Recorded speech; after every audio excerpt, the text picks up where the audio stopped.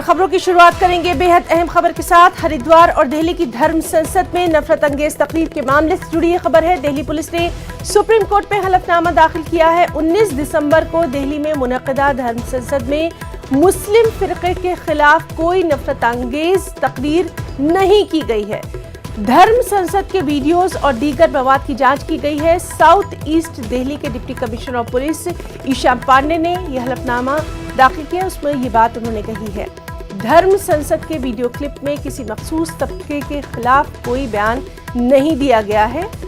नफरत अंगेज तकरीर नहीं पाए जाने पर तमाम शिकायतों को ही बंद कर दिया गया है। तो बेहद अहम खबर इस वक्त की, हरिद्वार और दिल्ली की धर्म संसद में नफरत अंगेज तकरीर के ताल्लुक से दिल्ली पुलिस ने सुप्रीम कोर्ट में हलफनामा दाखिल किया। 19 दिसंबर को दिल्ली में मुनक्किदा धर्म संसद में मुस्लिम कम्युनिटी, मुस्लिम फिरके के खिलाफ कोई नफरत अंगेज तकरीर नहीं की गई। धर्म संसद के वीडियोज और दीगर मवाद की जांच की गई। साउथ ईस्ट दिल्ली के deputy commissioner of police Isha Pandey ने हलफनामे में ये बात कही।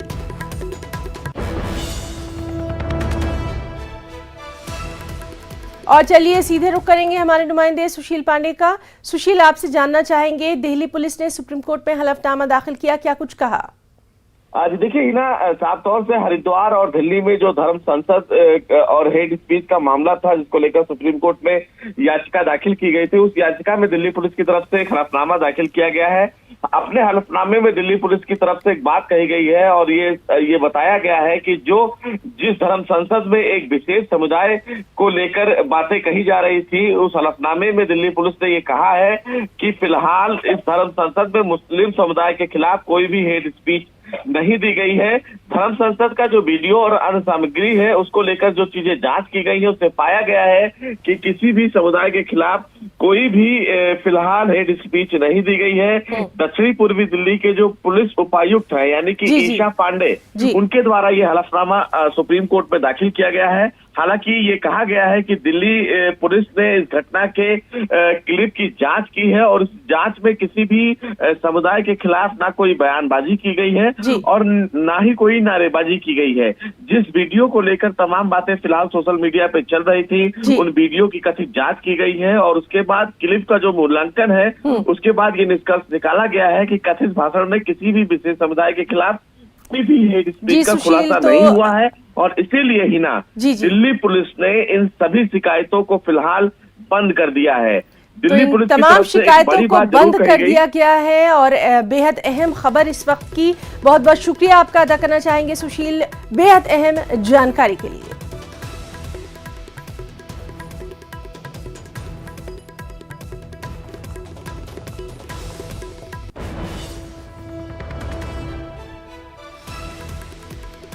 तो हरिद्वार और दिल्ली की धर्म संसद में नफरत अंगेज तकरीर का मामला, दिल्ली पुलिस ने सुप्रीम कोर्ट में हलफनामा दाखिल किया।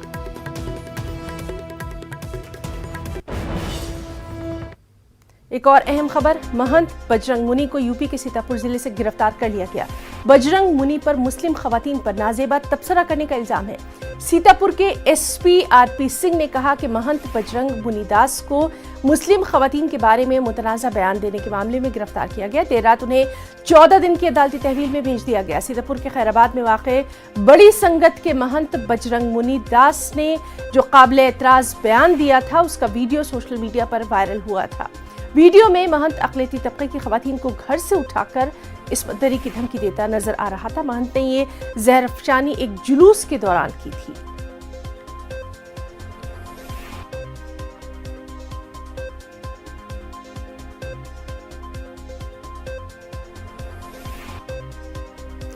राजस्थान के करौली में कर्फ्यू में 15 अप्रैल तक की तौसी कर दी गई है। इंतजामिया ने सूरत हाल को देखते हुए कर्फ्यू में आज 12 घंटों की ढील दी है।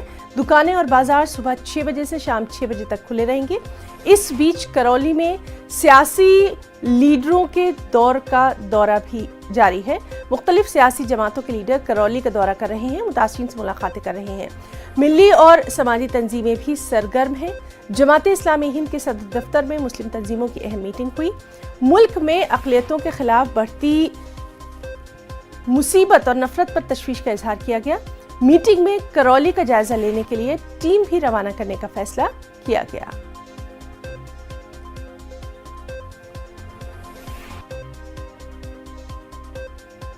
अहम खबर आंध्र प्रदेश से। आंध्र प्रदेश के एलुरु में हुए पॉलीमर फैक्ट्री में धमाके के नतीजे में 7 मजदूरों की अभी तक हलाकत की खबर है। कई जख्मी बताए जा रहे हैं। जख्मियों को करीबी अस्पतालों में दाखिल किया गया और इलाज के लिए, बेहतर इलाज के लिए, क्योंकि ये ज्यादातर झुलसे हुए हैं, इन्हें बड़े अस्पताल भी एडमिट करवाया गया है। कुछ की हालत नाजुक है। बॉयलर में हुए धमाके के बाद 4 मजदूर लापता हैं। रियासती हुकूमत ने महलवकीन के लवाहिकीन को 25-25 लाख, शदीद जख्मियों को 5-5 लाख, जबकि मामूली तौर पर जख्मियों को 2-2 लाख रुपए मुआवजा देने का ऐलान कर दिया है। सीधे रुख करेंगे हमारे साथी इसाक का। इसाक, अभी तक क्या कुछ निकल कर सामने आए हैं और रियासती हुकूमत ने मुआवजे का भी ऐलान किया है?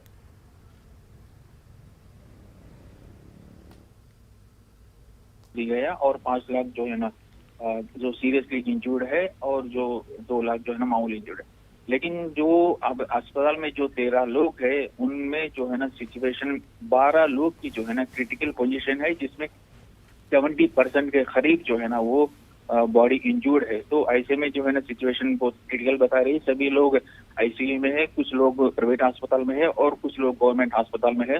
उन्हें पूरी तरह से गवर्नमेंट की तरफ से मेडिकल टीम और मेडिकल हेल्थ डिपार्टमेंट की तरफ से पूरी कोशिश की जा रही है कि उन्हें अच्छी सी जो मेडिकल मदद मिली दी जाए। वही दूसरी तरफ आज सुबह जो हादसे के बाद जो है ना, हादसे के समय जो आसपास के गांव के लोग हैं वो वहां से खाली करके चले गए थे। तो कुछ देर पहले जब आग पर पूरी तरह से काबू कर लिया गया है, तो जो है ना लोग वहां पे पहुंचे और ये वो फैक्ट्री को बंद करने की जो है ना डिमांड कर रहे हैं। वही पुलिस भी वहां तैनात की गई है। सिचुएशन कुछ हाथापाई तक भी आ गई है। जी, तो बहरहाल मकामी लोगों का गुस्सा वहां पर देखा जा रहा है। क्या कुछ सूरत हाल रहती है, इस पर भी लगातार नजर बनी हुई है। इसाक, बहुत बहुत शुक्रिया तमाम तर तफसीलात के लिए।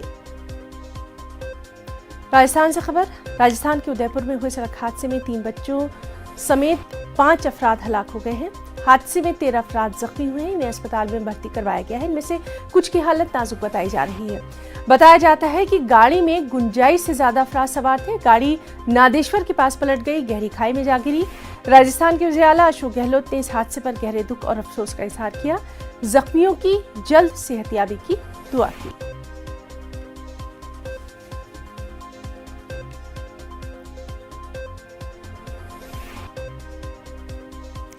दिल्ली के अवाम पर महंगाई का दोहरा अटैक हुआ है। दिल्ली में आज पीएनजी 4.5 रुपए महंगी होने के बाद सीएनजी की कीमत भी बढ़ गई है। दिल्ली में आज से सीएनजी 2.5 रुपए महंगी हो गई है और कीमतों में इजाफे के बाद दिल्ली में सीएनजी 71 रुपए 61 पैसे फी किलो हो गई है। दिल्ली के अलावा बढ़ती हुई कीमतों का असर एनसीआर पर भी साफ देखा जा रहा है। नोएडा में भी सीएनजी महंगी हो गई है। आज से नोएडा, ग्रेटर नोएडा और गाजियाबाद में सीएनजी की कीमत 74 रुपए 17 पैसे फी किलो तक पहुंच गई है। साथ ही गुड़गांव में सीएनजी की कीमतें घटकर 79 रुपए 94 पैसे फी किलो पर हो गई हैं।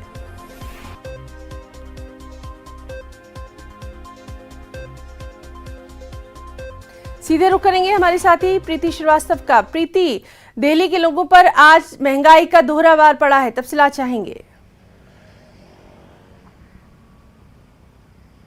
हाँ, बिल्कुल आप ठीक कह रही हैं कि जिस तरीके से महंगाई बढ़ती जा रही है और ये जो सीएनजी और पीएनजी की जो कीमतों में लगातार बढ़ोतरी हो रही है और साथ ही पेट्रोल डीजल की जो कीमतें हैं वो भी आसमान छू रही हैं। आज भी जो सीएनजी की कीमतें हैं वो बढ़ा दी गई हैं, जिसके बाद सीएनजी की अगर मैं बात करूँ दिल्ली एनसीआर में तो सीएनजी 71 रुपये के करीब पहुँच गई है। और जिसके कारण जो टैक्सी ड्राइवर हैं, जो ऑटो ड्राइवर है, उन्होंने जो अपना जो लोकल जो किराया है उसमें भी बढ़ोतरी कर दी है। ओला उबर ने भी किराए में बढ़ोतरी कर दी है, जिसके कारण लोग काफ़ी परेशान हैं क्योंकि लगातार जो महंगाई है वो बढ़ रही है, कीमतें बढ़ रही हैं। पेट्रोल डीजल के साथ साथ सीएनजी और पीएनजी की भी कीमतें बढ़ रही हैं, जिसके कारण महंगाई जो है वो आसमान छू रही है और लोग काफ़ी परेशान होते जा रहे हैं, क्योंकि इसके कारण आज जो लोकल ट्रांसपोर्ट है उसका तो किराया बढ़ा ही गया है। जैसा मैंने बताया आपको कि जो ओला उबर है उसका भी किराया बढ़ा दिया गया है, और ट्रांसपोर्टेशन जो है वो महंगा होने की वजह से जो सामान है, जो ग्रोसरी है, जो सामान है, जो घर के यूज़ के जो सामान है वो भी लगातार महंगे होते जा रहे हैं। ग्रोसरी महंगी हो गई है, मतलब कुल मिला के हमें कह सकते हैं कि फल सब्जी, मतलब घर के किचन से लेकर रोजमर्रा का जो सामान है, और खास तौर पर जो किचन का सामान है वो बहुत महंगा हो गया है, और इसका सबसे ज्यादा असर जो है वो खवातीन के बजट पर भी पड़ा है। प्रीति, आपसे ये भी जानना चाहेंगे, सुबह सुबह का वक्त है, वहां कुछ लोग से आपकी बात हुई होगी, क्या कुछ उनका रिएक्शन?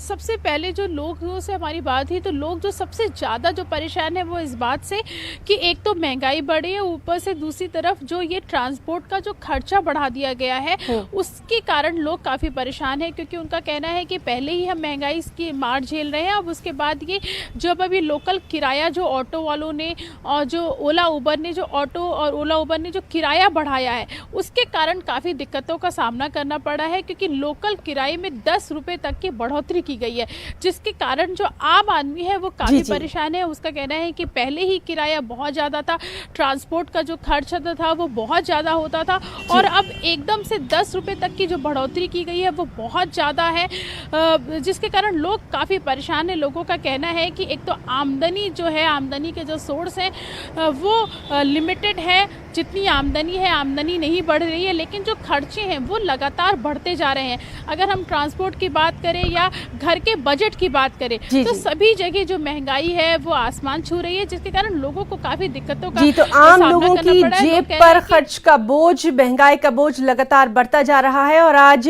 दिन भर क्या कुछ उनका रिएक्शन रहता है, रद्दअमल रहता है, उस पर भी नजर बनी रहेगी। प्रीति, बहुत बहुत शुक्रिया आपका तमाम तर जानकारी के लिए। रुकना चाहेंगे एक छोटी सी ब्रेक के लिए, चल लौटेंगे। मुसल्ला मिलिटेंटों ने कल काकरन कोलगाम में एक मकामी राजपूत हिंदू सतीश कुमार सिंह पर गोलियां चलाकर उन्हें जख्मी कर दिया। उन्हें फौरन अस्पताल में दाखिल कराया गया, लेकिन वो जख्मों की ताब न लाकर दम तोड़ बैठे। सतीश कुमार सिंह पेशे से एक ड्राइवर थे। पुलिस ने इस सिलसिले में केस दर्ज कर लिया है और मिलिटेंटों की तलाश शुरू कर दी गई है। वाज़ेह है कि इससे पहले पुलवामा में भी गैर मकामी बाशिंदों और एक कश्मीरी पंडित नौजवान पर हमला किया गया था। तो इसके बारे में ये कहना चाहता हूँ कि ये गलत काम है। हम यहाँ सैकड़ों साल से इकट्ठे रहते हैं, हमारा भाईचारा बहुत मतलब तारीखी है, इसलिए मैं ये इस अपनी जो यहाँ बरादरी है उसकी तरफ मैं कहना चाहता हूँ कि ये गलत काम। कितने टाइम से ये रहते थे यहाँ पे, और आज तक जब कश्मीरी पंडित यहाँ से पलायन हो गए तब से लेके अभी तक आज तक? ये उससे पहले भी क्या पता है, सैकड़ों साल से यहाँ रहते, ये बहुत पुरानी कदीम मतलब तवारीखी हैं, तो ये आज का नहीं है, सैकड़ों साल से। मुझे पता नहीं कितने साल हो गए, यहाँ तो हज़ारों साल हो गए, यहाँ सैकड़ों साल हो गए, हम इकट्ठे रहते हैं, तो ज़्यादा तवारीखी मुझे क्या पता है कितने साल हो गए इनको। तो जब यहाँ पे देखा तो खून से लथपथ पड़ा था और इसको कुलगाम डिस्ट्रिक्ट अस्पताल में शिफ्ट करवा लिया। तो फिर हमने जब देखा तो हमारी आंखों में भी आंसू आ गए। तो हम ये कहना चाहते हैं कि कश्मीर में जो हालात है क्या करें हम, हमारे पास तो है कुछ नहीं, ना हम कुछ कर सकते हैं ना हम कुछ कह सकते हैं। तो हम यही कहना चाहते हैं कि हम भी दुख भरी है, हमारे दिलों में भी दुख है। तो हम ये कहना चाहता है जो ये हुआ है बिल्कुल गलत हुआ है, नहीं होना चाहिए था, क्योंकि उसने ऐसा काम ही कुछ नहीं किया था, बिल्कुल मासूम था। छोटे छोटे बच्चे हैं, आप देखिए उनके घर में, देखिए एक ही कमरे में वो रह रही थी, 3 बच्चे हैं, बिल्कुल मासूम बच्चे हैं, उसकी एक जो बच्ची है बिल्कुल हैंडीकेपर है। तो हम क्या करें, आप ही बताइए क्या करें। आपकी वसात से कहना चाहता हूँ गवर्नर साहब से कि उनकी कुछ मुआवजत कर देना चाहिए, बिल्कुल बहुत गरीब लोग हैं। नामालूम मुसल्लह अफराद ने कल शाम काकरन पंबई के इस इलाके में सतीश कुमार सिंह नामी ड्राइवर की गोली मारकर हत्या कर दी है। आप मेरे पीछे देख सकते हैं, ये सतीश कुमार सिंह का मकान है और ये एक राजपूत हिंदू था और जो पिछले कई दहाइयों से यहाँ पे रिहाइश पजीर हैं, और चूँकि इन्होंने नकल मकानी नहीं की है, हिजरत नहीं की है, और ये राजपूत हिंदू अभी भी इस इलाके में मुकीम हैं। कल के इस वाक़ये ने पूरे इलाके को दहला दिया है और पूरा इलाका जो है उस पूरे इलाके में सफ़े मातम बिछ गया है। ज़हूर रिजवी, न्यूज़ 18 नेटवर्क, काकरन, पंबई, कुलगाम। राज ठाकरे के जरिए हिंदुत्व को लेकर शिवसेना पर की गई तनकीद के बाद अब शिवसेना और एमएनएस के दरमियान पोस्टर वॉर छिड़ गई है। कल रात शिवसेना भवन के बाहर राज ठाकरे के खिलाफ पोस्टर लगा दिए गए। शिवसेना की तरफ से लगाए गए इस पोस्टर के जरिए उनके बदलते हुए किरदार को दिखाकर सवाल उठाया गया। कल के कॉलम में राज ठाकरे को मुस्लिम टोपी पहने दिखाया गया था।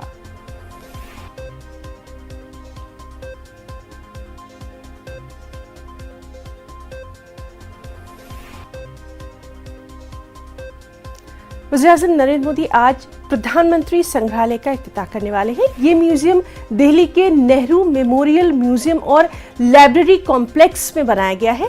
दिल्ली में 3 मूर्ति भवन, जिसकी अब तक शिनाख्त नेहरू मेमोरियल म्यूजियम से की जाती थी, अब प्रधानमंत्री संग्रहालय के नाम से जाना जाएगा।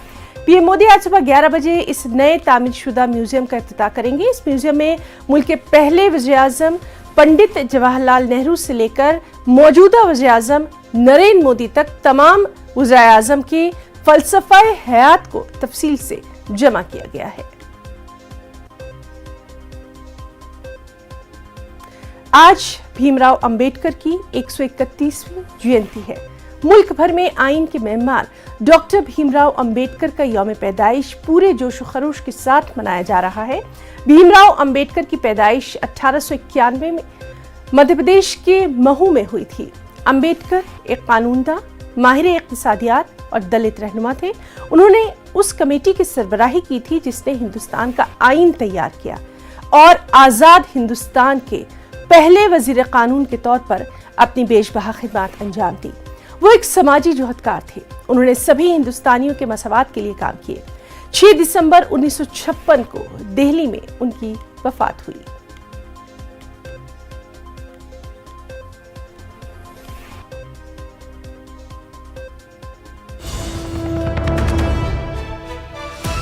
अहम खबर, पीएम मोदी ने पाकिस्तान के वज़ीर-ए-आज़म को खत लिखा है। पीएम मोदी ने नए बने वज़ीर-ए-आज़म शहबाज शरीफ को खत लिखा है। वज़ीर-ए-आज़म बनने के बाद मुबारकबाद का पैगाम रवाना किया। ज़राए के हवाले से ये बेहद अहम खबर। तो पीएम नरेंद्र मोदी ने पाकिस्तान के पीएम शहबाज शरीफ को खत लिखा है और वज़ीर-ए-आज़म बनने के बाद मुबारकबाद का पैगाम रवाना किया है। तो ज़राए के हवाले से अहम खबर।